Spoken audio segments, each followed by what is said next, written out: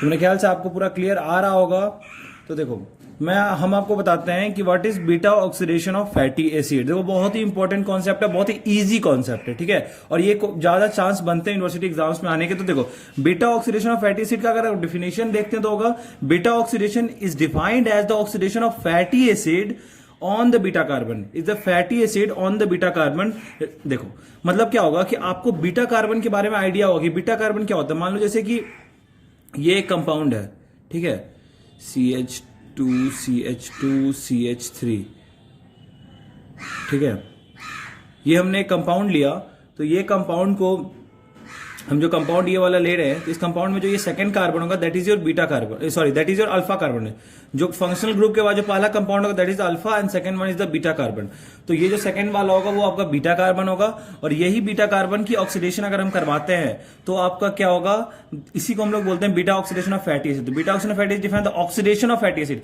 ये कोई fatty acid है, उसके बीटा कार्बन पे हम लोगों ने ऑक्सीडेशन करवाया, तो वहां पे क्या हुआ कि जो प्रोडक्ट बनेगा वही आपका क्या होगा। देखो अब यहाँ पे क्या होता है कि जैसे ही हम लोग इसको तुम्हारा ऑक्सीडाइज करवाते हैं तो यहाँ पे प्रोड्यूस होता है 2 carbon fragment acetyl coenzyme A. Acetyl coenzyme A, इससे क्या होता है कि 2 कार्बन कंपाउंड, अभी हम लोग आगे पूरा पढ़ने वाले हैं। तो देखो ये एग्जांपल आपको बहुत बेटर क्लियर होगा। ये देखो RCH2CH2CO, ये एक फैटी एसिड है। तो देखो इसका ये वाला कार्बन कौन सा होगा, ये हो गया फंक्शनल ग्रुप, ये सेकंड फर्स्ट अल्फा कार्बन, ये बीटा कार्बन। तो ये कार्बन पे ब्रेक डाउन कराया, इसको फाइनली हमने क्या बनाया, एसाइल कोए में कन्वर्ट किया। तो ये होता है तुम्हारा, यही होता है mainly beta oxidation. Beta carbon पे ऑक्सीडेशन करवाना है फैटी एसिड का, तो उसको हम लोग क्या बोलेंगे, बीटा ऑक्सीडेशन बोलेंगे। इससे क्या होगा, एसिटाइल कोए का प्रोडक्शन होगा। तो देखो ये तो इसकी डिफिनेशन की बात हुई। अब इसका साइट, ये होता कहां पे है, तो साइट इसका देखोगे तो माइटोकॉन्ड्रिया में होता है। माइटोकॉन्ड्रिया, लिवर माइटोकॉन्ड्रिया में प्रेजेंट होता है, और एडिपोज टिश्यूज में और मसल्स में इसको देखा जाता है। नाउ इसके स्टेजेस देखो, इसके स्टेजेस बड़ा इंपॉर्टेंट है। ये 3 स्टेज में होता है, ये तीनों स्टेज के बारे में आपको पता होना चाहिए। First one is the activating of fatty acid occurring in cytosol. मतलब पहला जो होगा साइटोसोल में एक्टिवेट होते हैं fatty acid. Second one is the transport of fatty acid into mitochondria, मतलब माइटोकॉन्ड्रिया में उनका transport. And third one is the beta oxidation proper in the mitochondrial matrix. तो हमने तीनों के बारे में देखा कि पहला हमें एक्टिवेट कर दो, फैटी एसिड को पहले एक्टिवेट करना है, और ये कहां पे हो रहा है, ये साइटोसोल में हो रहा है। ये बात याद रखना, ये साइटोसोल में हो रहा है। Second, transport of fatty acid into the mitochondria में ट्रांसपोर्ट। साइटोसोल से हम लोग क्या कर रहे हैं, यही फैटी एसिड को हम लोगों ने पहले एक्टिवेट कर दिया, उसके बाद हम लोगों ने इसको ट्रांसपोर्ट किया कहां पे, माइटोकॉन्ड्रिया में। पहले कहां था, साइटोसोल में, बाद में कहां आया, माइटोकॉन्ड्रिया में। नेक्स्ट हमने बीटा ऑक्सीडेशन, मेनली जो ये बीटा ऑक्सीडेशन है ये हुआ कहां पे, ये हुआ माइटोकॉन्ड्रिया के मैट्रिक्स पे। तो ये हमने फर्स्ट प्रोसेस में क्या किया, साइटोसोल में फैटी एसिड को एक्टिवेट कराया, उसके बाद हमने क्या कराया, उसको ट्रांसपोर्ट किया माइटोकॉन्ड्रिया में, उसके बाद हमने क्या किया, उसका बीटा ऑक्सीडेशन प्रॉपर हुआ कहां पे, माइटोकॉन्ड्रिया के मैट्रिक्स पे। तो देखो fatty acid, Fa is for fatty acid, are oxidised by most of the tissues in the body. हमारे बॉडी में बहुत सारे टिश्यूज जो होते हैं वो ऑक्सीडाइज करते हैं फैटी एसिड को, बट कुछ ऐसे हैं जहां पे ये चीज नहीं होता है, कुछ ऐसे हैं जहां पे चीज नहीं होता है। जिनमें कौन कौन से, brain, erythrocytes and adrenal medulla can't utilize fatty acid for energy requirement. ये ब्रेन हो गया, यूरिथ्रोसाइट हो गया और एड्रीनल मेड्यूला हो गया, इनको हम लोग यूटिलाइज नहीं कर सकते हैं, ये फैटी एसिड को यूटिलाइज नहीं करते हैं एनर्जी रिक्वायरमेंट के लिए। तो आई थिंक आपका यहां तक क्लियर होगा। Now come to the first step is your activating of fatty acid. तो देखो इसमें क्या होता है कि that is your fatty acid, जो हमने ये कंपाउंड लिखा है फैटी एसिड है, ये फैटी एसिड कन्वर्ट होता है किसमें, एसाइल कोए में। किसमें कन्वर्ट होगा, एसाइल कोए में कन्वर्ट होगा, ठीक है। तो देखो ये सबसे पहले इसमें क्या होता है कि ये रिएक्शन 2 स्टेप में होता है। एक्टिवेशन वाला रिएक्शन में 2 स्टेप होता है। सबसे पहले फैटी एसिड कन्वर्ट होता है इन दी प्रेजेंस ऑफ थायोकाइनेज, और थायोकाइनेज का दूसरा नाम होता है, मैं यहां लिख देता हूं, ACYL होगा, असाइल कोए सिंथेटेज, ठीक है, असाइल कोए सिंथेटेज। थायोकाइनेज का ही दूसरा नाम है असाइल कोए सिंथेटेज, ठीक है। तो ये क्या होगा, सबसे पहले एडिनोलाइट में कन्वर्ट करेगा, ठीक है। फैटी एसिड को किस में कन्वर्ट किया, एडिनोलाइट में, with the help of enzyme thiokinase. और यहां पे क्या होगा, एटीपी का यूज होगा, ठीक है, एटीपी का यूज होगा। और यहां पे मैग्नीशियम आयन के तौर पे मैग्नीशियम का भी यूज होगा। तो आपको पता होना चाहिए कि मैग्नीशियम आयन के तौर पे यूज होगा, एटीपी यूज किया, ठीक है। तो देखो यहां पे क्या होता है कि एटीपी जो फैटी एसिड क्या किया, एटीपी के साथ रिएक्ट किया और क्या बना दिया, एकाइलडिनाइलेट। ठीक है, तो यहां पे क्या होता है कि इन दी एक्टिवेशन प्रोसेस दो हाई एनर्जी फॉस्फेट यूटिलाइज होते हैं। दो हाई एनर्जी फॉस्फेट देख रहे हो, ये जो पीपीआई है पायरोफॉस्फेट, ये दो फॉस्फेट में कन्वर्ट हो रहा है with the help of enzyme pyrophosphatase. तो ये तुमको याद रखना होगा कि यहां पे दो हाई एनर्जी फॉस्फेट यूटिलाइज होते हैं, two high energy phosphate utilise होते हैं। ठीक है ना, अब क्या होता है कि देन आफ्टर ये तुम्हारा एकाइलडिनाइलेट है। एकाइलडिनाइलेट जो है वो कमांड होता है कोएंजाइम ए से, देख रहे हो ये कोएंजाइम ए है, कोएंजाइम ए से ये कंबाइन होता है। देन आफ्टर ये क्या बनाता है, एसाइल कोए, एसाइल कोए का फॉर्मेशन करता है। तो first step is the activating of fatty acid. तो एक्टिवेटिंग फैटी एसिड करके हमने क्या बना दिया, एसाइल कोए बना दिया एक्टिवेट करके। और एक बात जान लो, जो ये थायोकाइनेज वाला रिएक्शन है is the only step in the oxidation of fatty acid. जो फैटी एसिड ऑक्सीडेशन होता है ना, सिर्फ एक यही स्टेप है जहां पे क्या होता है, एटीपी की जरूरत होती है, रिक्वायरमेंट होती है एटीपी की। एटीपी की प्रोडक्शन भले और जगह होगी बट रिक्वायरमेंट यहीं पे आपको देखने को मिलेगी। तो हमने एक्टिवेशन ऑफ फैटी एसिड यहां पे कंप्लीट कर डाला है अच्छे तरीके से, आपको कोई दिक्कत नहीं होगा एक्टिवेशन ऑफ फैटी एसिड में। हमने क्या किया, फैटी एसिड ने सबसे पहले एटीपी के साथ रिएक्ट किया, एटीपी के साथ रिएक्ट करने के बाद ये क्या प्रोडक्शन कर रहा है, एकाइलडिनाइलेट। एकाइलडिनाइलेट बाद में कोएंजाइम ए के साथ रिएक्ट करके एसाइल कोए बना रहा है। इन दिस स्टेप हमने क्या देखा, कोएंजाइम ए की जरूरत पड़ी, मैग्नीशियम की जरूरत पड़ी, और यहां पे दो हाई एनर्जी फॉस्फेट यूटिलाइज हुए। ठीक है, और हमने ये भी देख लिया कि थायोकाइनेज रिएक्शन ही ऐसा स्टेप है ऑक्सीडेशन ऑफ फैटी एसिड का जहां पे एटीपी की रिक्वायरमेंट होती है। Now come to the next step. जो हमारा एक्टिवेशन खत्म हो जाता है, इसके बाद हमारा नेक्स्ट स्टेप होगा, what is the next step, transport of fatty acid into the mitochondria. मतलब ये जो फैटी एसिड है कौन सा, ये एक्टिवेटेड फैटी एसिड है, तो इसको हम लोग ऐसे ही बोल सकते हैं ट्रांसपोर्ट ऑफ एसाइल कोए। Activated fatty acid nothing but the transported fatty acid is nothing but the acyl CoA. So now the transport of acyl CoA into the mitochondria, into the mitochondria. Okay, the next step. Now come to the next step. Okay, now come to the next step. Okay, now this is your second step, the transport of fatty acid into the mitochondria. देखो मैं एक बात आपको बता दूं कि जो fatty acid है वो क्या है, एसाइल कोई है, बिकॉज एक्टिवेटेड फैटी एसिड कोई तो माइटोकॉन्ड्रिया में डाल रहे हैं। तो देखो जो इनर माइटोकॉन्ड्रियल मेम्ब्रेन होती है ना, वो इम्परमेबल होती है फैटी एसिड के लिए। जो इनर माइटोकॉन्ड्रियल मेम्ब्रेन है that is impermeable to fatty acid. ठीक है, दैट इज क्या है, वो इम्परमेबल है फैटी एसिड, यानी एसाइल कोए के लिए इम्परमेबल है। तो एक स्पेशलाइज कार्नेटिन सिस्टम यहां पे आता है। यहां पे क्या आता है, एक स्पेशलाइज कार्नेटिन सिस्टम आता है, दैट इज द कार्नेटिन शटल भी बोलते हैं उसको। वो यहां पे ऑपरेट होता है, जो ट्रांसपोर्ट करता है फैटी एसिड को from cytosol to the mitochondria. ठीक है, तो ये क्या करता है, ये साइटोसोल से माइटोकॉन्ड्रिया कौन लेके जा रहा है, तो कोई नहीं, ये कार्निटिन सिस्टम है। सिंपल सी बात है, कार्निटिन सिस्टम यहां पे प्रेजेंट है, जो कार्निटिन सिस्टम के हेल्प से ये जा रहा है। कौन जा रहा है, फैटी एसिड जा रहा है, कहां से, इनर माइटोकॉन्ड्रियल मेम्ब्रेन से, इनर साइटोसोल, साइटोसोल से क्या हो रहा है ना, इनर माइटोकॉन्ड्रियल मेम्ब्रेन में जा रहा है। हमने क्या बताया था, इनर माइटोकॉन्ड्रियल मेम्ब्रेन किसके लिए इंपरमेबल है, फैटी एसिड के लिए।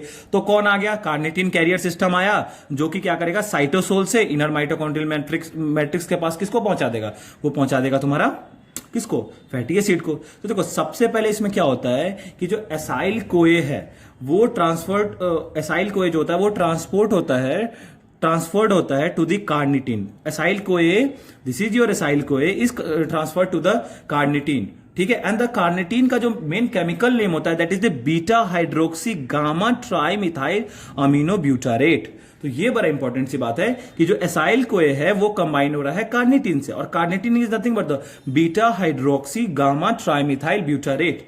ठीक है, ट्राइमिथाइल अमीनो ब्यूटारेट होता है। तो इसका फुल फॉर्म आपको पता होना चाहिए, आपसे वाइवा वगैरह में ले सकते हैं कि व्हाट इज कार्निटिन। तो देखो नाउ ये इसके साथ रिएक्ट किया with the help of enzyme carnitine acyl transferase 1। इसको कहीं कहीं कार्निटिन पामिट्यूल ट्रांसफरेज 1 भी बोलते हैं, कार्निटिन पामिट्यूल CPT1 भी बोल देते हैं। ठीक है, ये तो आपका हो गया CAT1, आप इसको CPT1 भी बोलते हैं। ठीक है, CPT1 भी बोलते हैं बहुत सारे बुक में। ठीक है, तो CPT1 भी बोलते हैं, that is a carnitine palmitoyl transferase 1।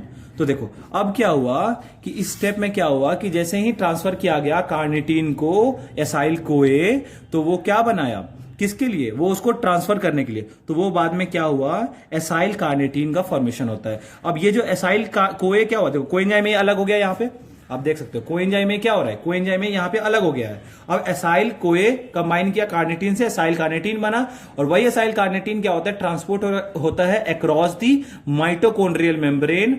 ठीक है, to the mitochondrial matrix, matrix में transport by specific carrier protein that is the translocase.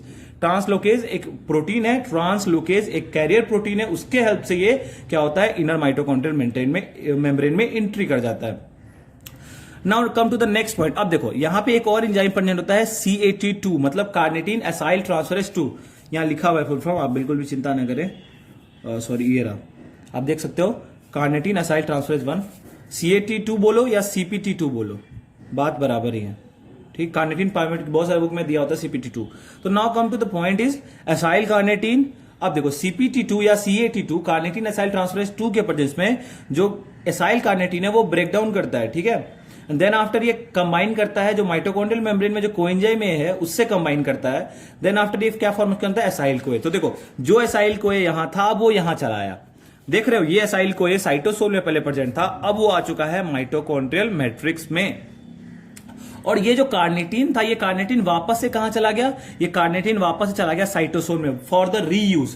वापस से ये क्या करेगा, एसाइल कोए से कंबाइन करेगा, तो इसके लिए वापस ये जा रहा है। तो ठीक है, तो देखो अब एक चीज बड़ा यहां इंपॉर्टेंट पॉइंट देखने वाली बात है, आपने कोएंजाइम में यहां भी देखा था और कोएंजाइम में यहां भी देखा है, तो ये दोनों कोएंजाइम अलग अलग है, ठीक है। एक साइटोसोलिक कोएंजाइम है और एक माइटोकॉन्ड्रियल कोएंजाइम है, तो ये एक इंपॉर्टेंट बात थी, ठीक है। उसके बाद देखो अब हम बात करते हैं क्या ये सेकेंड प्रोसेस था transport of fatty acid into the mitochondria, इसमें कोई इनहिबिटर भी होता है? तो जी हां, एक इनहिबिटर होता है जिसका नाम होता है कार्निटीन एसाइल ट्रांसफरेज 1 का इनहिबिटर होता है, दैट इज द मेलोनिल कोए। मेलोनिल कोए क्या होता है, जो यहां पे कार्निटीन एसाइल ट्रांसफरेज को इनहिबिट करता है। आप समझ लो अगर यही इनहिबिट हो गया तो एसाइल कोए कार्निटीन से कंबाइन नहीं करेगा, और ये कंबाइन नहीं करेगा तो ये पूरा स्टेप रुक जाएगा। तो that is the inhibitor is malonyl CoA. Now the important point is coenzyme A used in the activation and transport both are different. जो एक्टिवेशन में यूज किया गया था वो भी अलग था और ट्रांसपोर्ट में जो किया गया वो भी अलग है, दोनों अलग अलग पूल्स के होते हैं। साइटोसोलिक पूल है, दैट इज द कोएंजाइम में साइटोसोलिक पूल वाला है, वो क्या था, वो एक्टिवेशन में यही यूज हुआ था, ठीक है। और जो माइटोकॉन्ड्रियल मैट्रिक्स में अलग से कोएंजाइम है, ठीक है, that is both are different, तो ये आपको पता होना चाहिए। Inhibitor malonyl CoA. Now come to the third step. हमने अपना कौन कौन सा स्टेप देख लिया है, हमने एक्टिवेटिंग देख लिया, ट्रांसपोर्ट देख लिया। Now come the beta oxidation proper. Beta oxidation proper क्या है इन द माइटोकॉन्ड्रियल मैट्रिक्स, तो हम लोग बात करने वाले हैं बीटा ऑक्सीडेशन प्रॉपर के बारे में। तो देखो क्या होता है बीटा ऑक्सीडेशन प्रॉपर।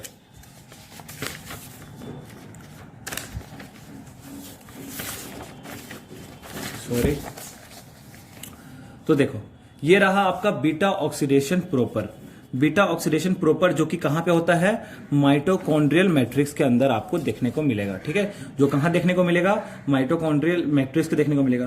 तो देखो यहां पे क्या होता है ना कि बीटा ऑक्सीडेशन कुछ इंजाइम मशीनरीज प्रेजेंट होते हैं जो कि बीटा ऑक्सीडेशन के लिए इंपॉर्टेंट होते हैं। माइटोकॉन्ड्रियल मैट्रिक्स के अंदर कुछ इंजाइम मशीनरी प्रेजेंट होंगे जो कि बीटा ऑक्सीडेशन प्रॉपर के लिए बहुत ही इंपॉर्टेंट होते हैं, that are collectively referred to as a fatty acid oxidase system. इसको ही हम लोग क्या, जो इंजाइम मशीनरी प्रेजेंट होती है माइटोकॉन्ड्रियल मैट्रिक्स में, and that is known as the fatty acid oxidase system, ठीक है। हमने बताया ये कहां पे होगा, beta oxidation proper mitochondrial matrix में। Enzyme in the sequence of 4 reaction catalyze oxidation of acyl CoA to acetyl CoA. देखो एसाइल कोए हमने क्या बताया था, बीटा ऑक्सीडेशन का डिफिनेशन ही बताया था कि आपको एसिटाइल कोए बनेगा। तो इस बीटा ऑक्सीडेशन प्रॉपर में क्या करना है कि हम लोग को एसाइल कोए को कन्वर्ट करना है एसिटाइल कोए में, क्योंकि finally beta oxidation is mean formation of acetyl CoA, ठीक है, एसिटाइल कोए के हो। तो हम लोग को एसाइल कोए जो हमने ट्रांसपोर्ट पहले हमने एक्टिवेट किया फैटी एसिड को, तो एसाइल कोए बना। फिर एसाइल कोए को हमने ट्रांसपोर्ट कर दिया किससे, साइटोसोल से माइटोकॉन्ड्रियल मैट्रिक्स में। अब ये एसाइल कोए को एसिटाइल कोए में कन्वर्ट करना है। तो इसमें टोटल 4 स्टेप्स होंगे। First is the oxidation step, second is the hydration step, third is the oxidation again oxidation step, now fourth one is the cleavage step. तो देखो आपको मैं क्या कहता हूं, मोटा मोटी चारों के इंजाइम्स के नाम आपको याद होने चाहिए, इसलिए मैंने पहले लिख रखा है, पहले प्रोडिक्शन भी है, पहले आप ये देख लो। ऑक्सीडेशन में होगा acyl CoA dehydrogenase, second one is the hydration is the enoyl CoA dehydrogenase, sorry enoyl CoA hydratase, and third one is the oxidation again is the enzyme is beta hydroxy acyl CoA dehydrogenase, and fourth one is the beta ketoacyl coenzyme A thiolase, और इस पूरे को आप थायोलेज सीधे बोल सकते हो। Beta कीटोसिल कोए थायोलेज बोलो या थायोलेज डायरेक्ट बोल दो। Now come to the oxidation process. देखो ऑक्सीडेशन में क्या होता है कि एसाइल कोए जो होता है that undergo dehydrogenation, by enzyme known as acyl CoA dehydrogenase, ठीक है। एसाइल कोए डिहाइड्रोजिनेज के प्रेजेंस में एसाइल कोए कन्वर्ट होगा trans enoyl CoA, and that is the FAD dependent reaction, ठीक है। और ये जो एसाइल कोए डिहाइड्रोजिनेज है that is the FAD dependent flavo enzyme होता है, that is the FAD dependent flavo enzyme. और यहां पे क्या प्रोडक्शन हो रहा है, FADH2 का। जब यही FADH2 इलेक्ट्रॉन ट्रांसपोर्ट चेन में जाएगा that will lead to formation of 1.5 ATP। अभी बस इतना याद रखो, जब हम लोग ETC पढ़ेंगे तो वो और डिटेल्स पढ़ेंगे इसके बारे में। नाउ द फर्स्ट स्टेप में क्या होता है कि एक डबल बॉन्ड बन जाता है कार्बन नंबर 2 और कार्बन नंबर 3 के बीच में, मतलब ठीक है। तो आपको क्या है ना 2 और यहां पे वो चीज आपको नहीं दिखेगा बिकॉज हमने सॉरी, यहां पे आपको वो चीज नहीं देखने को मिलेगा। क्यों? क्योंकि हमने रिएक्शंस नहीं लिखे हैं, हमने सिर्फ नाम लिखे हैं। तो ये मैंने बता दिया, उतना इंपॉर्टेंट नहीं है। बस जो बात मैं बता रहा हूं, acyl CoA is converted into trans enoyl CoA with the help of the enzyme acyl CoA dehydrogenase that is the FAD dependent flavo enzyme. When FADH2 undergoes electron transport chain it will lead to formation of 1.5 ATP। तो ये बात आपको बस याद रखनी है। Now come to the next point, is the second step that is your hydration. Hydration मतलब नाम से ही क्लियर हो रहा है, what, that is the addition of water. Addition of water, enzyme कौन सा होगा, इनोइल कोए डिहाइड्रोजिन सॉरी इनोइल कोए हाइड्रेटेज। हाइड्रेटेज नाम से ही है addition of hydrogen. Now come to the trans enoyl CoA is in the presence of enoyl CoA hydratase the water is added and lead to the production of beta hydroxyl CoA।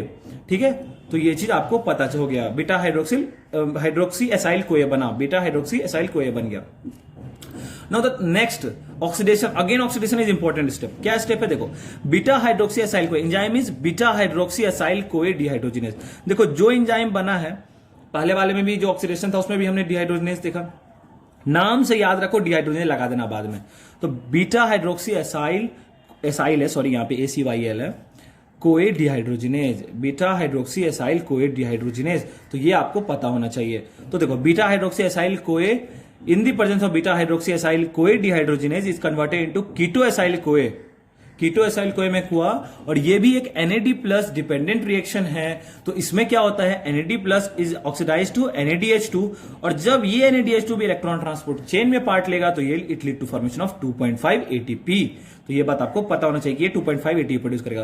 Now the third step is again oxidation. हमने क्या बात किया कि beta hydroxy acyl CoA is converted to keto acyl CoA by the enzyme beta hydroxy acyl CoA dehydrogenase and it is also NAD dependent reaction. When NADH2 undergoes ETC it will lead to formation 2.5 ATP। ठीक है, अभी तक आपको हमने बताया था ना कि सिर्फ एक ही रिएक्शन था जो थायोलेज वाला रिएक्शन था, उसी में ATP का यूटिलाइज हुआ था, 2 ATP हाई एनर्जी फॉस्फेट में। अदरवाइज ATP का यूटिलाइज कहीं नहीं हुआ है, ATP प्रोड्यूस हो रहा है हर जगह से। तो यहां हर जगह आपको ATP प्रोड्यूस होते हुए देखने को मिला है। Now keto acyl CoA in the presence of थायोलेज, थायोलेज बोलो या हमने क्या बोला था, बीटा कीटो एसाइल कोए थायोलेज बोलो, बीटा कीटो एसाइल कीटो एसाइल कोए थायोलेज बोलो या थायोलेज बोलो, इट लीड टू, अब देखो क्लीवेज हमने पहले ही बोला था, fourth step is the cleavage. देखो ये सेकेंड, ये थर्ड एंड फोर्थ, ये क्लीवेज है। तो क्लीवेज में क्या होगा, ये ब्रेकडाउन होगा, एसाइल कोए and acetyl CoA, and the acetyl CoA will undergoes the TCA cycle. अब ये क्या करेगा, ये एसाइल कोए क्या होगा, वापस से जाएगा और फिर से ये प्रोसेस बनाएगा, क्योंकि उसको एसिटाइल कोए प्रोडक्शन कराना है। तो एसिटाइल कोए वापस से इसी घूमता रहेगा। एसाइल कोए क्या करेगा, एसाइल कोए अपना वापस से घूमता रहेगा, ठीक है। लेकिन एसिटाइल कोए जो होगा वो क्या करेगा, एसिटाइल कोए जो होगा वो आपका TCA साइकिल में जाएगा, ट्राई कार्बोक्सिलिक एसिड साइकिल में जाएगा और वहां पे ATP का प्रोडक्शन कराएगा। तो देखो हम बात करते हैं, अगर एनर्जेटिक्स के बारे में बात करें, एनर्जेटिक्स मतलब क्या होता है, कोई जो एनर्जी प्रोड्यूस हो रहा है, पामिटिक एसिड ऑक्सीडेशन होता है, यानी 16 कार्बन का अगर ऑक्सीडेशन होता है, 16 कार्बन ऑक्सीडेशन होता है अगर, ठीक है। तो देखो palmitic acid is the 16 carbon compound, अगर इसका ऑक्सीडेशन कराते हैं, बीटा ऑक्सीडेशन 7 साइकिल इसको करना होगा, ठीक है। अगर इसका ऑक्सीडेशन हम लोग कराते हैं तो 7 साइकिल होगा पामिटिक एसिड का, then it lead to formation of 7 FADH2। देखो एक साइकिल हुआ तो एक FADH2 बना, ऐसा 7 साइकिल चलेगा तो क्या होगा, आपका 7 FADH2 बनेगा, 7 NADH बनेगा, NADH2 बनेगा, ठीक है। 7 FADH2 7 NADH2, देखो 7 FADH2 हुआ तो क्या हुआ, 10.5 ATP बना, और 7 NADH2 बना तो 17.5 ATP बना। और जो ये 8 एसिटाइल कोए, जो देखो 7 अगर हम लोग रिएक्शन करवाएंगे, 7 ऐसा रिएक्शन कराएंगे पूरा प्रोसेस, तो टोटल 8 हम लोग को एसिटाइल कोए देखने को मिलेगा, that is the 80 ATP। Total 80 ATPs देखने को मिलेंगी। तो देखो 80 ATPs आपको TCA साइकिल में जो एसिटाइल कोए जा रहा है वहां से आ रहा है, तो टोटल 108 हो गया ATP आपका, total energy from the 1 mole of palmitoyl CoA. तो आपका क्या हो गया, एनर्जी आ गया 108 ATP। Now the 108 utilise for the activation. देखो इसमें से क्या हुआ, 2 जो ATP है, टोटल 108 ATP हो गया ना, 8 तो एसिटाइल को आया तो 80 हो गया, और इधर से 7 FADH2 से 10.5 17.5।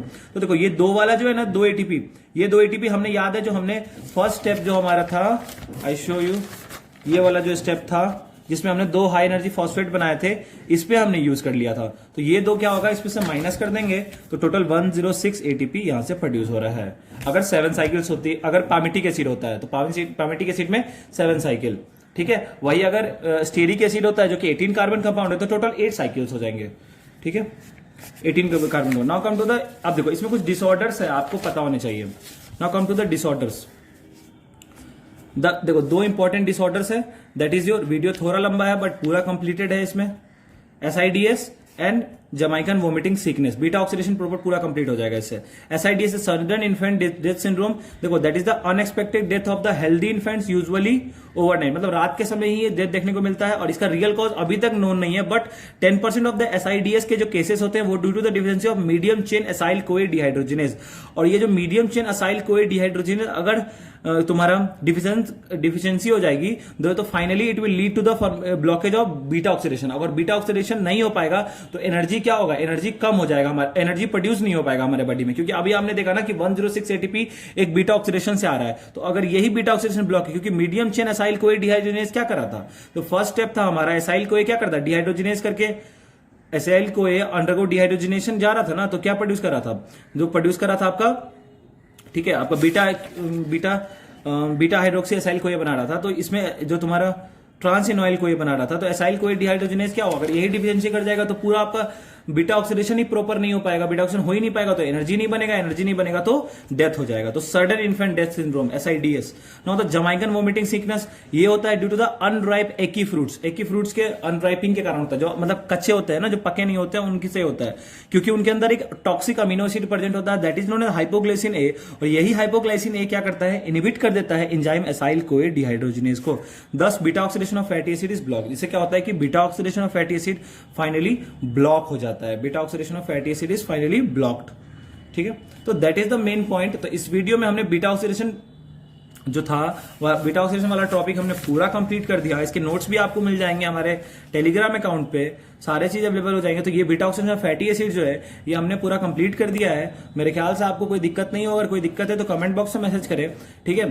तो इसके बाद इसमें 1-2 टॉपिक और अगर हो जाते हैं, जैसे ऑड चेन का ऑक्सीडेशन, तो हम लोग वो भी करेंगे। मेन आपका यही क्वेश्चन आता है। इसके बाद पहले ऑड चेन वाला का अगर आया तो आया, नहीं तो फिर हम लोग कीटोजेनेसिस पे जाएंगे। मेनली बीटा ऑक्सीडेशन में हम लोग ये कर लेते हैं। जो हमारा टॉपिक था कीटोन बॉडी सिंथेसिस, वो नेक्स्ट वीडियो हो सकता है आएगा, ठीक है। तब तक till then thank you and bye.